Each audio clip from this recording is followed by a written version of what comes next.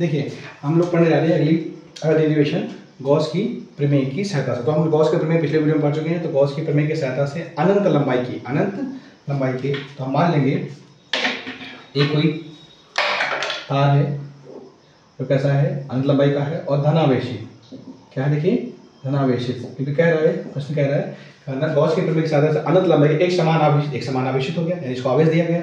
और आवेश देंगे क्योंकि धनावेश है तो क्या होगा, इससे वैद्युत क्षेत्र इससे बाहर की ओर होगा। क्या होगा, वैद्युत क्षेत्र क्या होगा, इससे बाहर की ओर होगा। ये तो क्लियर हो गया, ठीक है। वैद्युत क्षेत्र जो होगा सब यानी कि वैद्युत बल लिखा होगा उससे दूर की ओर होगी, ठीक है, ये तो क्लियर है। अब सीधा तार के निकट वैद्युत क्षेत्र की तीव्रता हम मान लेते हैं, इसकी लंबाई कितनी है L, ठीक है। और हमको पता है अगर कोई भी लंबाई हो, लंबाई पर वितरित आवेश को, लंबाई पर वितरित आवेश, अगर किसी जैसे ये चालक है, कोई चालक है, मान लेते हैं इसकी लंबाई कितनी है, देखिए L है, क्या है L है, इस चालक की लंबाई कितनी है L है। और यहाँ पर मैं आवेश दिया, इसको आवेश, और इससे आवेश देंगे तो ये आवेश इस लंबाई पर एक समान रूप से क्या हो जाएगा, यानी हर जगह फैल जाएगा, सब जगह वितरित हो जाएगा। तो लंबाई पर वितरित आवेश को हम क्या कहते हैं, रेखीय आवेश घनत्व, इसको हम लैम्डा से लिखते हैं। तो एकांक लंबाई पर वितरित आवेश को, एकांक लंबाई पर वितरित आवेश को क्या कहते हैं, रेखीय आवेश घनत्व। यानी जब भी कोई आवेश होगा और लंबाई होगी और लंबाई पर आवेश दिया जाएगा तो उस पर क्या उत्पन्न हो जाएगा, लैम्डा, यानी रेखीय आवेश घनत्व। तो हम लोगों ने क्या कहा सबसे पहले कि एक तार है, ये क्या है, तार है जो धनावेशित है, इससे इसमें क्या जाना है, इस तार के निकट हम मान लेंगे इस तार से r दूरी पर एक बिंदु क्या है, P है, और जिस पर हमको क्या ज्ञात करना है, वैद्युत क्षेत्र की तीव्रता ज्ञात करनी है। तो हम क्या करेंगे, ऐसा ज्ञात करने के लिए क्या करेंगे, एक बेलनाकार इस r त्रिज्या से होकर ऐसे L लंबाई का एक बेलनाकार गॉसियन पृष्ठ लेंगे। ऐसे मान लेंगे L लंबाई का, कितनी लंबाई का, L लंबाई का, ठीक है, L लंबाई का एक बेलनाकार गॉसियन पृष्ठ खींच लेंगे। ध्यान से देखिए, कुछ नहीं करना है इसको, बिल्कुल अच्छे से समझिए। देखिए हमने कहा ये था तार क्या था, धनावेशित था। अगर धनावेशित होगा तो वैद्युत बल रेखाएं जो होंगी वो इससे दूर की ओर होंगी। तो वैद्युत बल रेखाएं को इस तरह से ऐसे कैसे बना सकते हैं, ठीक है। तो ये हो जाएगा वैद्युत बल रेखा, यानी वैद्युत क्षेत्र की दिशा होगी इस ओर, है ना भैया। और हमने ये बिंदु इस बेलन ऐसा माना है, हम लगाएंगे इस छोटे से भाग को, ये जो बिंदु था इस छोटे से भाग, इसको क्या है, इसका नाम क्या हो गया, DA, छोटे से भाग का नाम होगा DA। तो हम इस पूरे को ना हल करें, इस छोटे से भाग को हल कर ले, तो हमने मान लिया r दूरी पर बिंदु P है, इस बेलनाकार पृष्ठ पे जो बिंदु P था उसके सतह का नाम था DA। तो छोटे से भाग जो था DA, और किसी भी सतह के लंबवत सदिश होता है, क्या कहते हैं, क्षेत्रफल सदिश कहते हैं। ये बिंदु P था तो यानी क्षेत्रफल सदिश भी क्या होगा, इसी पर होगा, यानी वेक्टर DA भी इसी पर होगा। आपने गॉस के प्रमेय में आपने देखा होगा, मैंने अच्छा समझाया भी है, ठीक है। तो ये क्या हो गया, तो हम पूरे से सतह को नहीं हल कर देते, छोटे से भाग को हल करते हैं, उसका नाम कर लेते हैं DA, ठीक है। क्योंकि पूरा क्षेत्रफल नहीं हल करिए, छोटे से भाग हल किया, ठीक है। तो सेम कुछ नहीं करना है। और देखिए लंबाई है, लंबाई इसकी थी और लंबाई पे आवेश दिया था, यानी इस पर रेखीय आवेश घनत्व भी होगा, क्या होगा, रेखीय आवेश घनत्व होगा, ठीक है।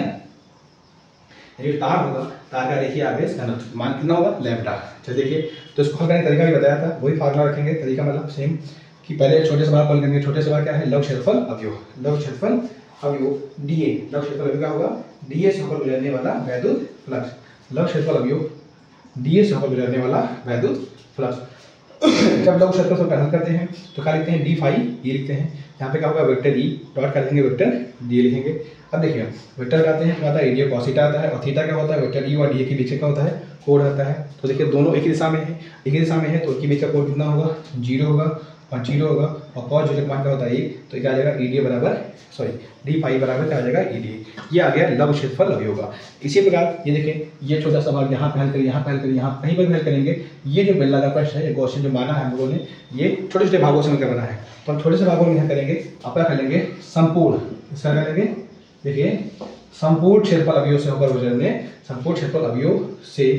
गुजरने वाला क्या निकालेंगे, वैद्युत फ्लक्स। जब भी हम संपूर्ण हल करते हैं, ध्यान दीजिए, इसको मिटा देते हैं, जब भी हम लोग संपूर्ण हल करेंगे तो आपको क्या करना है, केवल फाई लिखना है, क्या लिखना है, फाई E, और समाकलन का लगाना है चिन्ह, ठीक है।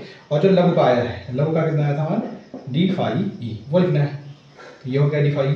फिर देखिए d फाई का मान कितना है, क्या था, देखो EDA, क्या करना है, EDA, E को बाहर कर लेंगे, यहाँ पे बचेगा देखिए DA, यहाँ पे हो गया EDA।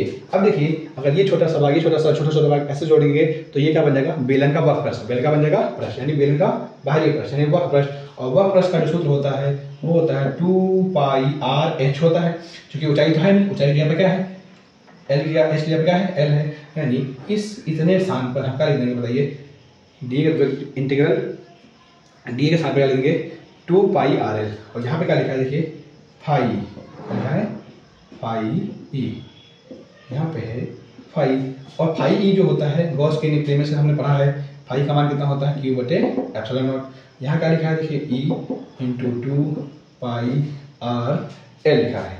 और हमने भी बताया था एकांक लंबाई पर जो वितरित आवेश होता है, एकांक लंबाई पर वितरित आवेश जो होता है उसको हम लैम्डा कहते हैं। यहाँ से अगर हम क्यू निकाल लेंगे तो क्यू बराबर क्या हो जाएगा लैम्डा एल, क्यू बराबर क्या हो जाएगा लैम्डा एल। तो देखिए क्यू के स्थान पर हम लोग क्या सकते हैं बताइए लैम्डा एल, अपॉन में क्या लिखा है एप्सिलॉन नॉट, यहाँ पे लिखा है ई इंटू 2 पाई आर एल, एल से देखिए एल क्या कर लेंगे काट देंगे, यहाँ है लैम्डा बटे लिखा है एप्सिलॉन नॉट, यहाँ पे लिखा है ई इंटू 2 पाई आर एल, है ना 2 पाई आर सॉरी एल नहीं, ठीक है। अब ये तो था ये बूढ़े में ये कहाँ आ जाएगा बटे में आ जाएगा, कहाँ पे आ जाएगा बटे में आ जाएगा, तो इसको मिटा देते हैं ये सब, समझ गए ना, नोट करते रहिएगा। तो देखिए लैम्डा था और बटे में क्या था एप्सिलॉन नॉट, 2 पाई आर बटे में आ जाएगा इंटू क्या आ जाएगा 2 पाई आर, और यहाँ क्या बचेगा ई।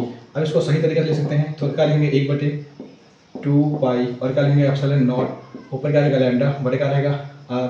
अब क्या करेंगे 2 से गुणा 2 से भाग, अगर 2 से गुणा करेंगे तो 2 लैम्डा हो जाएगा, और 2 से भाग करेंगे 2 दूनी 4 एप्सिलॉन नॉट इंटू क्या बचेगा देखिए आर, और ये वाला डेरिवेशन कंप्लीट हुआ। और बहुत इंपॉर्टेंट है, गॉस की प्रमेय की सहायता से अनंत लंबाई के एक समान आवेशित सीधे तारा के निकट वैद्युत क्षेत्र की तीव्रता का व्यंजक। आपको इसको और अच्छा समझना है तो आप क्या करिए ये पिछले अन्य जो 2 वीडियो है वो भी देखिए, ठीक है, ये आप पहले गॉस की प्रमेय समझेंगे तभी आपको अच्छे से समझ में आएगा, ठीक है।